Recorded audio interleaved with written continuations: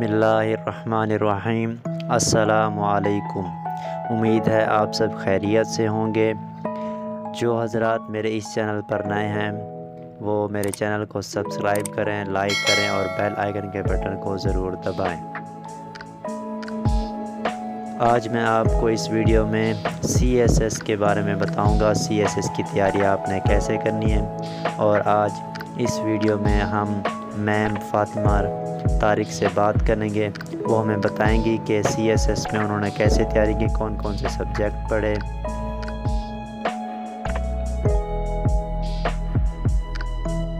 चले मैम इनको बताएं कि CSS में आपने किस तरह तैयारी शुरू की, कौन कौन सी बुक से आपने हेल्प ली और आपका एक्सपीरियंस कैसा रहा। सबसे पहले तो मैं आपको बताती चलूँ, कंपल्सरी सब्जेक्ट्स के लिए मेरी टोटल जो टाइम था वो ऑलमोस्ट मैंने इनको 2 to 3 मंथ्स में तैयार किया था।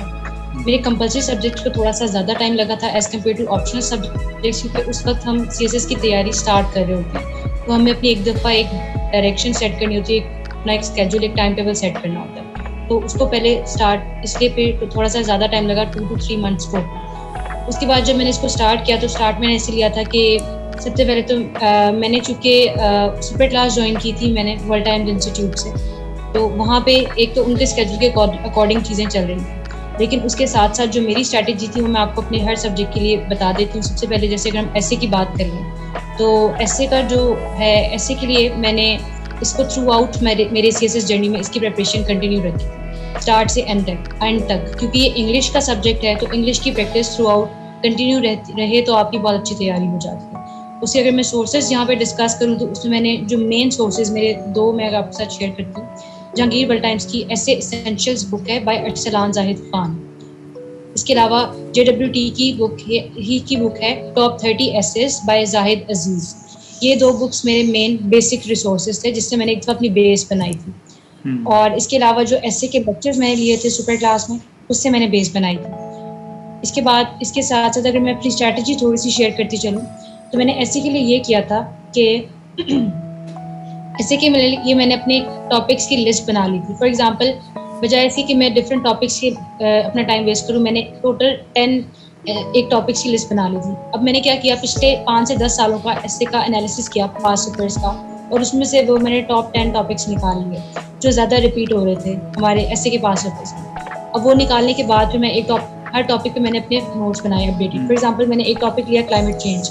अब उसको पकड़ के मैंने क्लाइमेट चेंज के लिए पहले तो हमारे जो लोकल और इंटरनेशनल न्यूज़ पेपर्स हैं उसमें मैंने सर्च किया। फॉर एग्जांपल, हम क्लाइमेट चेंज, मैं गूगल पे जाके लिखती थी क्लाइमेट चेंज और 2000, जैसे अब 2021 है, क्लाइमेट चेंज 2021 डॉन के उस पर लेटेस्ट आर्टिकल्स आ जाया करते थे। फिर मैं लिखती थी climate change the express Tribune, इसी तरह डेली टाइम्स, तो वो आपके पास लेटेस्ट हर न्यूज़पेपर के आर्टिकल्स आ जाते हैं। फिल्टर करें आप उसको गूगल में रिसर्च करते हो।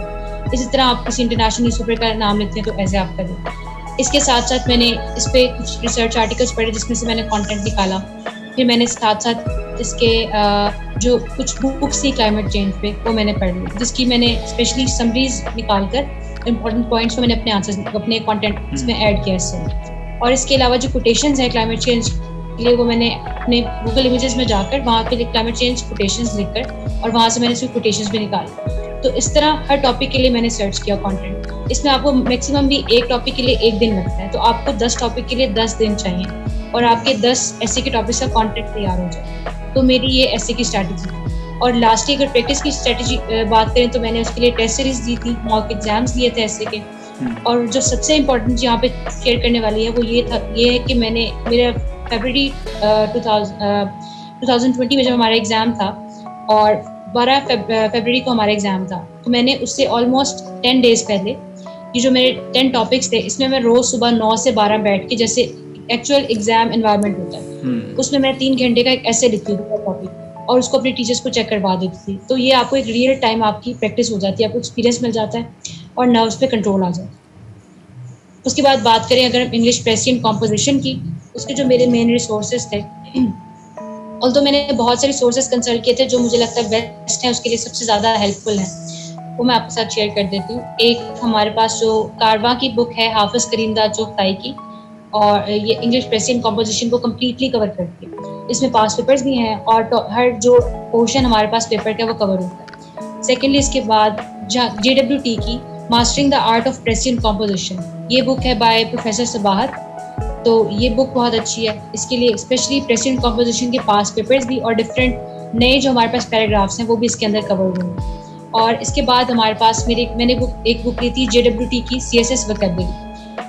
इसमें ये था कि पास पेपर की हमारे पास सिनोनिम्स, एंटोनिम्स, इसके अलावा ईडियम्स और pairs of words pass paper के भी दिए हुए थे और इसके अलावा एक्स्ट्रा भी दिए हुए थे 1980 से ऑनवर्ड्स।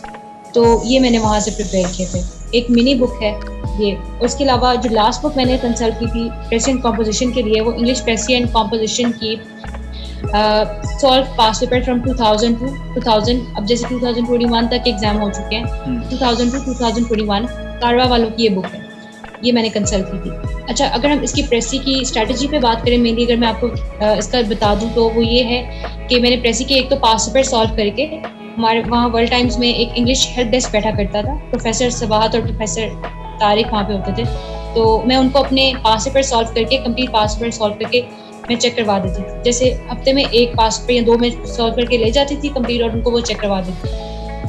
और इसके अलावा एक भी चीज़ थी ये हमारे पास प्रेसिडेंट कॉम्पोजिशन के पेपर के लिए, वो ये थी, एक तो मैंने पास पेपर सॉल्व किया, उसके साथ साथ ये कि आप देखें कि आपके वीक एरियाज कहाँ पे आ रहे हैं, उसको आइडेंटिफाई करें और हर पोर्शन के लिए सेपरेट उस पर वर्क करें।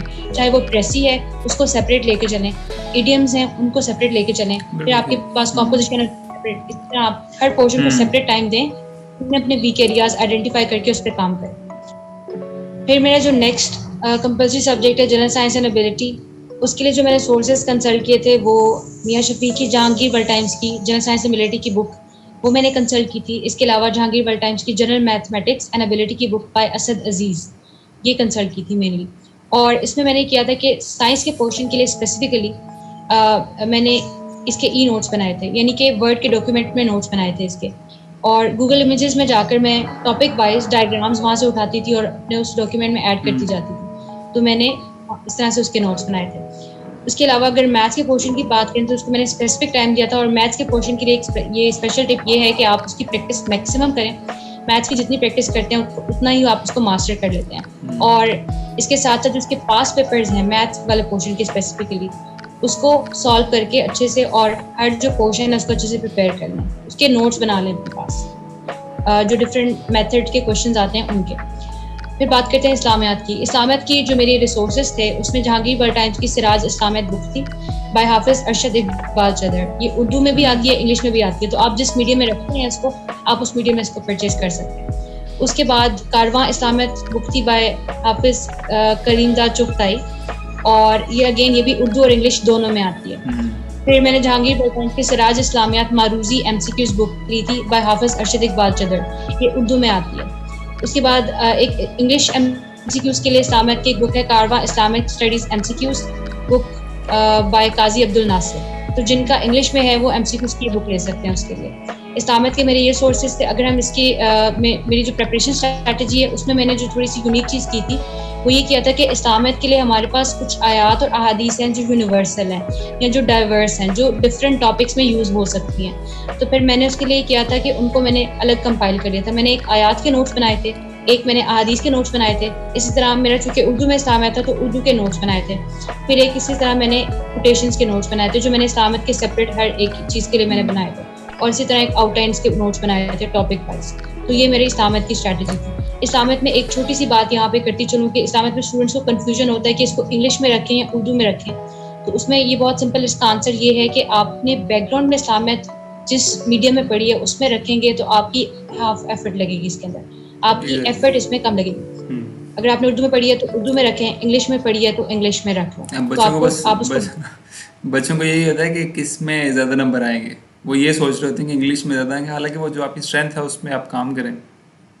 एग्जैक्टली, जो हमारी स्ट्रेंथ है उसको लेके चलना चाहिए। और पाकिस्तान अफेयर्स और करंट अफेयर्स के लिए जो मैंने सोर्सेज कंसल्ट किए थे, स्पेशली अगर मैं आपको पहले पाकिस्तान अफेयर्स के अपने सोर्सेज बता दूं। पाकिस्तान अफेयर्स में सबसे पहले तो इम्पोर्टेंट बात यह है कि हमारे पास इसमें 2 पोर्शंस होते हैं। एक हमारे पास हिस्ट्री का पोर्शन है, एक हमारे पास करंट अफेयर्स का पोर्शन है। अगर हम एनालिसिस करें पिछले 5-6 साल के पेपर्स का, स्पेशली 2016 से ऑनवर्ड, तो हिस्ट्री का पोर्शन एग्जामिनर कम पूछ रहा है, पाकिस्तान अफेयर्स जो है वो अब ज़्यादा करंट अफेयर्स का पेपर बन चुका है। तो हिस्ट्री के पोर्शन में आप एक दफ़ा उसके बेसिक कॉन्सेप्ट, पूरी हिस्ट्री आपको पता हो, लेकिन हिस्ट्री में से आप सिर्फ जो इम्पोर्टेंट टॉपिक्स हैं उनके आप 20 मार्क्स के क्वेश्चन के लिए उनको तैयार करें। जैसे कि, और उसके लिए जो बुक्स आपके हिस्ट्री को कवर करने के लिए मैं आपके साथ शेयर कर देती हूँ, जैसे track to Pakistan by Ahmad Saeed, exploring Pakistan by Ahmad Saeed but, और इसके अलावा जो OA लेवल के स्टूडेंट्स हैं उनके लिए specially the history and culture of Pakistan by Nigel कैली।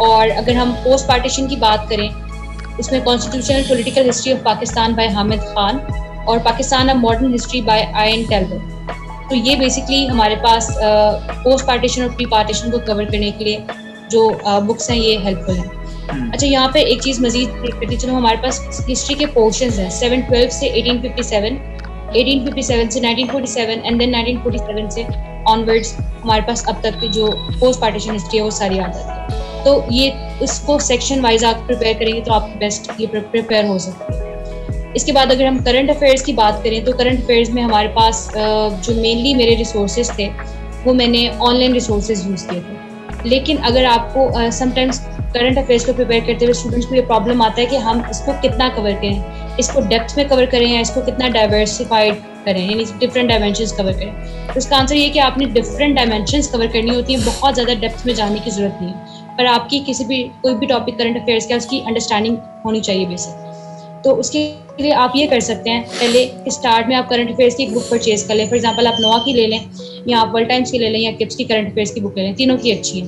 वो एक किताब लोकल ऑथर की ले लें, उसमें से आप एक दफ़ा वहाँ से कवर कर लें। उसके बाद उसको अपडेट करने के लिए फिर आप ऑनलाइन रिसोर्सेज कवर करें, कंसल्ट करें। उसमें जैसे नेशनल अगर सोर्सेज की बात करें तो नेशनल न्यूज़पेपर में हमारे पास द एक्सप्रेस ट्रिब्यून मेरा फेवरेट था, डॉन और डेली टाइम्स, आप ये 3 बेस्ट टाइम कंसल्ट करने के लिए। इसमें टॉपिक वाइज अपने मटेरियल सर्च करें। फॉर एग्जांपल तालिबान पे हमने सर्च करना है, तालिबान गवर्नमेंट कॉमा डॉन, उसके अगेन सारे डॉन के आर्टिकल्स आ जाएंगे, फिर उसको फिल्टर कर दें एक्सप्रेस ट्रिब्यून के साथ, उसके आर्टिकल्स आ जाएंगे, फिर डेली टाइम्स के साथ। अगर हम इंटरनेशनल न्यूज़पेपर से बात करें तो जो आपके खास तौर पर इंटरनेशनल टॉपिक्स हैं, जैसे पैलेस्टीन इशू आ गया हमारे पास, तो उसके लिए आप कंसल्ट करें इंटरनेशनल न्यूज़ एजेंसीज, जैसे कि जो मेरी फेवरेट थी वो BBC और अल जज़ीरा थी।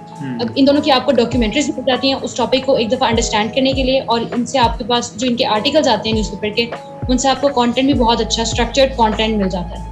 और इसके अलावा आप CNN और न्यूयॉर्क टाइम्स उसको भी कंसल्ट कर सकते हैं। तो ये मेरे रिसोर्सेज थे मेरे लिए करंट अफेयर्स के लिए।